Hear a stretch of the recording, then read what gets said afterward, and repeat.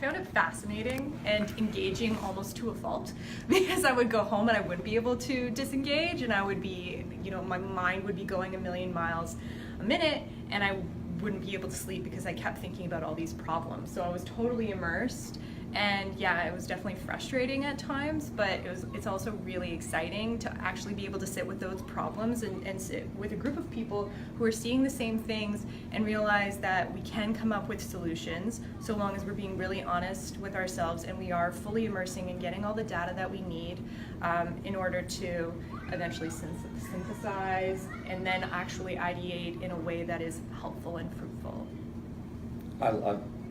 Almost 20 years of teaching now. I've never been impacted like this in terms of working in a group. But the process itself, I love the fact you can go backwards and forwards. Like today, we've almost gone back 2 steps we almost went into immersion again. We're like, it really is a cyclical process because you're never done. But what I really like is there's some things like this developed a lack of hierarchy in a group. I've loved that. I've loved the fact that we've got away from now looking at one person to looking around. And this is the most senior man in this building, and I'm probably the most junior teacher, and we ended up working together. But it's been awesome, right? Yeah, exactly. It's been great. It's been really wonderful. But I really do appreciate the tools. I appreciate the fact that you force us to go into places that are really frustrating and freaking annoying at times.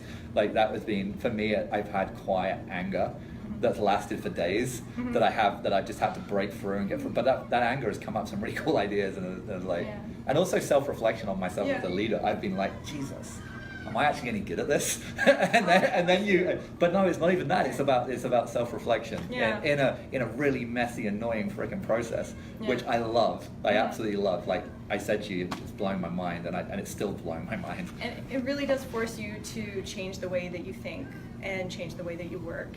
And that's one of the reasons why it's so frustrating, but also so fruitful. But I'm a better teacher now. Yeah, I've learned so much from this process.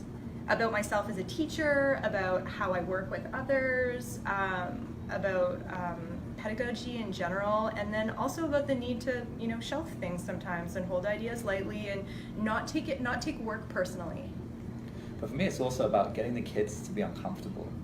I think a big problem and allowing ourselves to be uncomfortable. But it's great to have kids going through that emotion of like anger and frustration and that uncomfortableness that learning brings, and not fix it for them all the time. Allow things to be messy and organic, and let things happen in a natural way.